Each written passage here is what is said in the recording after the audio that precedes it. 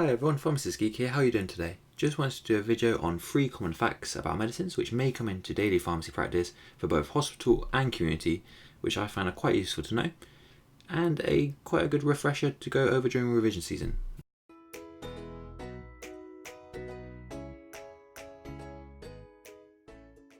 Just so you know, I'm going to link all the resources down below, just so if you want to look, you can check further. The first one is benzoflumethiazide and thiazides in general can precipitate gout. So a quick recap on gout.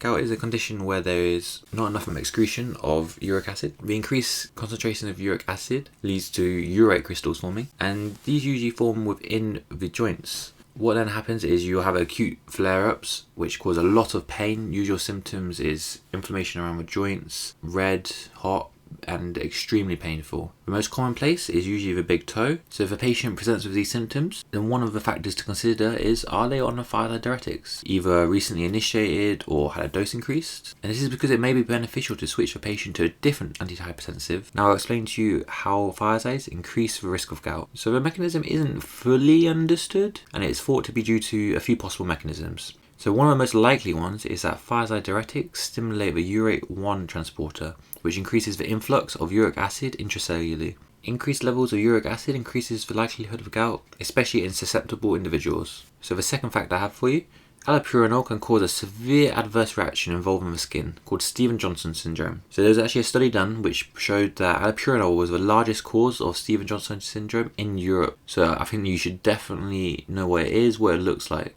So Stevens-Johnson syndrome usually begins with sort of flu-like symptoms, and then what happens is it'll be followed by a red or purple rash that spreads. It forms blisters, but then the affected skin sort of dies off, peels off. It's quite nasty.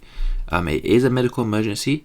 In doubt at all, it's always best to just straight away refer them. It does need to be treated in hospital. And like I said, I think it's really important that you guys are aware of this, aware that allopurinol can cause this, and there are lots of other drugs which can cause Stevens-Johnson syndrome, so I think you should definitely check that out and just be aware of them. So I've put a few links in the description below, or click the pop-up banner right now on the top right, which will show you some examples of what it looks like. I've got one more fact left for you, but I just wanted to say a quick thank you for getting this far in the video. If you like this type of content, leave me a like and a comment down below. Or if you just want to, tell me what you want to see in the future, tell me how I can improve, let me know below as well. Thanks.